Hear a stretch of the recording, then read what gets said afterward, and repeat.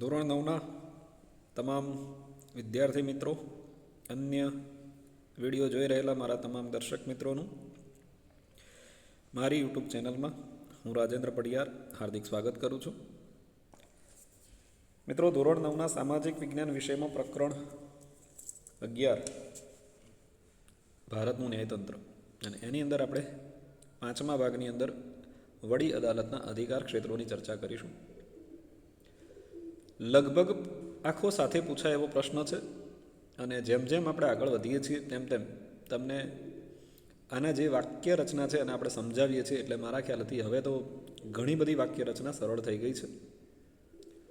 અત્યારે પ્રથમ આપણે વાત કરીશું વડી અદાલતનું મૂળભૂત અધિકાર ક્ષેત્ર. કોને કહેવાય મૂળભૂત અધિકાર ક્ષેત્ર એ તમને ખબર હોવી જોઈએ કે લગભગ કોઈ નીચલી અદાલતમાં ગયા વગર સીધો કેસ વડી અદાલતમાં જઈ શકે છે, તો એ એના મૂળભૂત અધિકાર ક્ષેત્રમાં આવતું હોય છે. તો અહીંયા વડી અદાલત એ નાગરિકોના મૂળભૂત હકોના ભંગ બદલ આપણા બંધારણે આપણને 6 મૂળભૂત હકો આપ્યા છે. એમાંથી 6થો હક છે બંધારણીય ઇલાજોનો હક. આ હક એ ખાસ ન્યાય મેળવવા માટેનો છે, એટલે બાકીના જે 5 હકો છે, માની લો કે મારા હકનો ભંગ કે તમારા હકનો ભંગ કોઈ વ્યક્તિ દ્વારા, કોઈ મંડળ દ્વારા કે સરકાર દ્વારા થાય છે, અને આપણે જ્યારે વડી અદાલતમાં જઈએ છીએ ત્યારે વડી અદાલત એના આદેશો અથવા હુકમો અથવા આજ્ઞાપત્રો અથવા હેબિયસ કોર્પ્સ આ ફરમાવવાની અને રીટ કાઢવાની સત્તા ધરાવે છે. એટલે ટૂંકમાં સમજાવું તો નાગરિકો હોય, સરકાર હોય કે સત્તામંડળ હોય, આ વડી અદાલતમાં જશે એટલે એની સામે આદેશો બહાર પાડવાની સત્તા, એકદમ શોર્ટમાં યાદ રાખો તો, વડી અદાલત ધરાવે છે. બીજા શબ્દો કદાચ આપણને યાદ ન રહેતા. આ સિવાય જનરલ ઘણી બધી બાબતો છે. માની લો કે કોઈ કંપનીમાં આપણે નોકરી કરતા હોય અને એના સંબંધિત કોઈ કેસ હોય, સામાજિક રીતે લગ્ન અને છૂટાછેડાના કેસો હોય, કાં તો પછી માતા પિતાને દીકરા દીકરીના ભરણ પોષણને લગતા પ્રશ્નો હોય, તો એ કેસ વડી અદાલતમાં ચાલે છે અને એના વિરુદ્ધે ચુકાદા આપે છે. કોઈએ અદાલતનો તિરસ્કાર કર્યો, કાં તો પછી જમીન મહેસૂલ એટલે કે સરકારે જમીનનું મહેસૂલ નક્કી કર્યું હોય એમાં ક્યાંક અગવડતા હોય, ઉઘરાણી એ પણ તમે સમજી શકો છો, કોઈ વ્યક્તિ બીજા પાસે પૈસાની જે લેવડ દેવડ હોય, સરકારને ખેડૂત કે અન્ય વ્યક્તિની જમીન લેવી હોય, સંપાદન કરવી એટલે પોતાના કાર્ય માટે લેવી, સરકારી કે જાહેર હિત માટે લેવી હોય. ફોર એક્ઝામ્પલ તરીકે રિંગ રોડ બનાવવાનો આવે કે નેશનલ હાઈવે બનાવવાનો આવે, તો એ સમયમાં ખેડૂતોની જમીન સરકારને સંપાદન કરવાની થાય છે, તો એના પ્રશ્નો.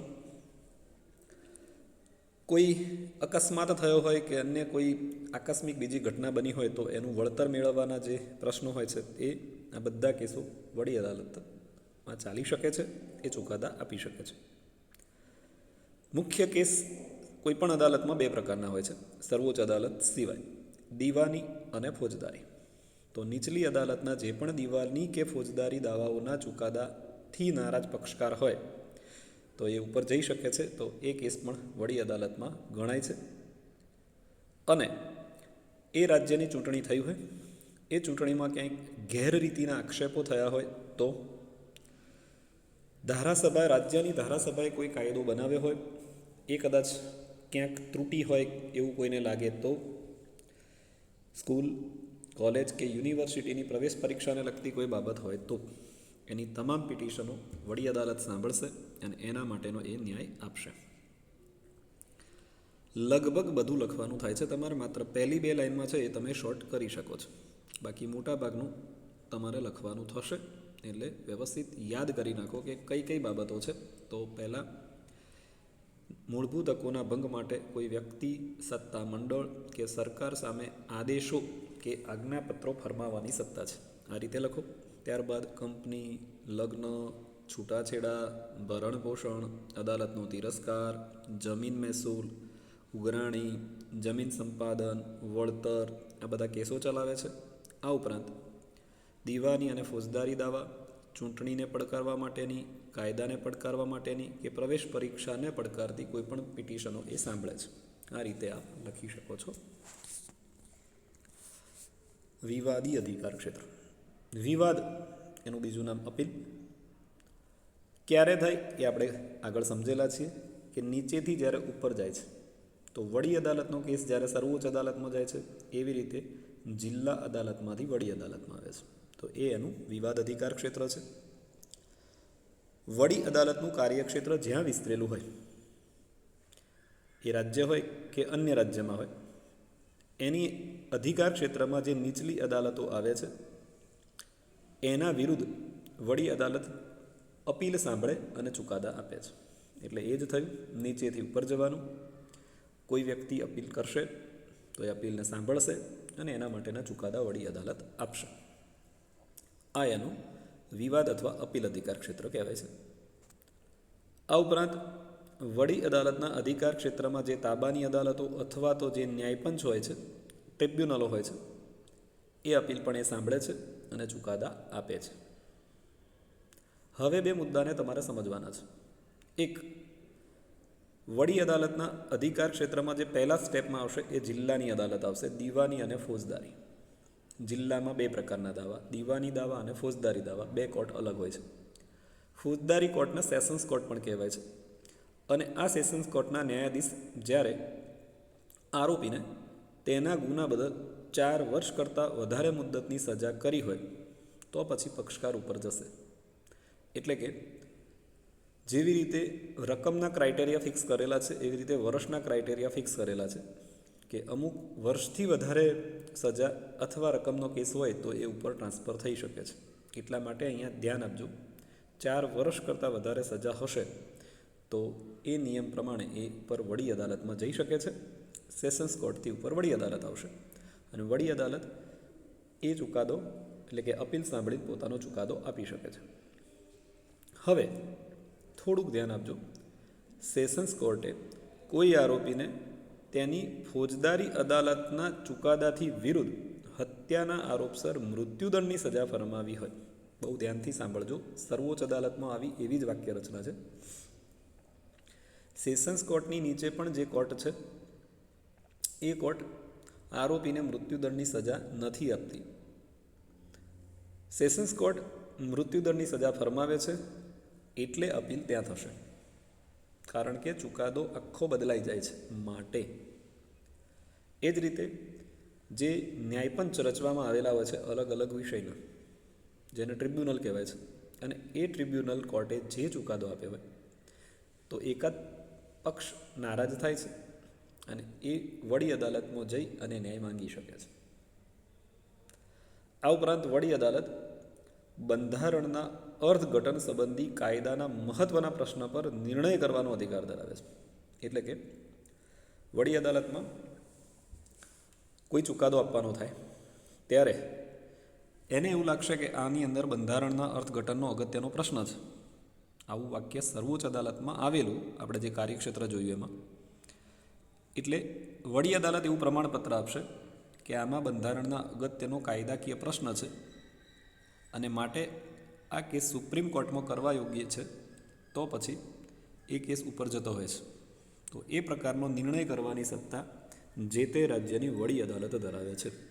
એટલે કે જ્યાં જ્યાં બંધારણનું અર્થઘટન કરવાનું આવશે ત્યાં વડી અદાલતની મર્યાદા છે, એ નહીં કરી શકે. એટલે નિર્ણય લેશે કે આ સર્વોચ્ચ અદાલતમાં કરવા યોગ્ય કેસ છે અને માટે એને ત્યાં ટ્રાન્સફર કરી શકે છે.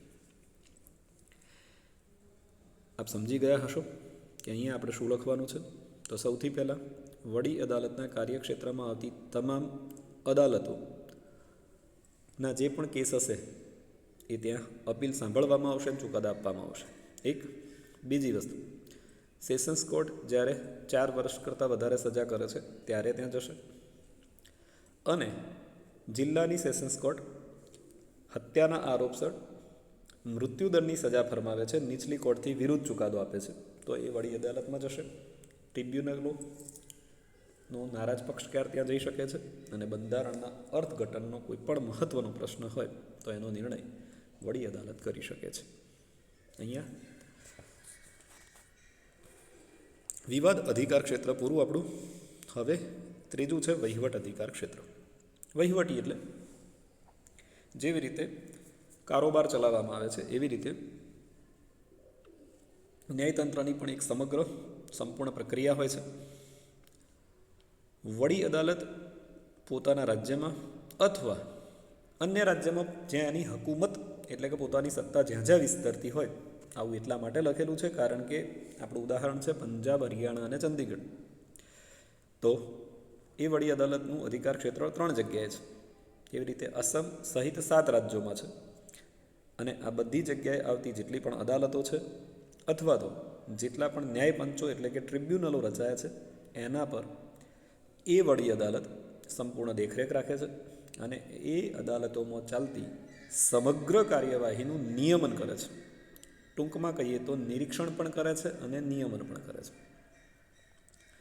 હવે વડી અદાલતને એવું લાગે એ જે અધિકાર ક્ષેત્રમાં ઉપર છે ત્યાં કે જે પોતાના તાબા હેઠળની કોઈ પણ અદાલતમાં કોઈ કેસ ચાલે છે અને એને પેપર્સ મંગાવ્યા છે, એને પત્રકો મંગાવ્યા છે, તો એ મંગાવી શકે છે અને એનો કેસ પોતે ચલાવી શકે છે.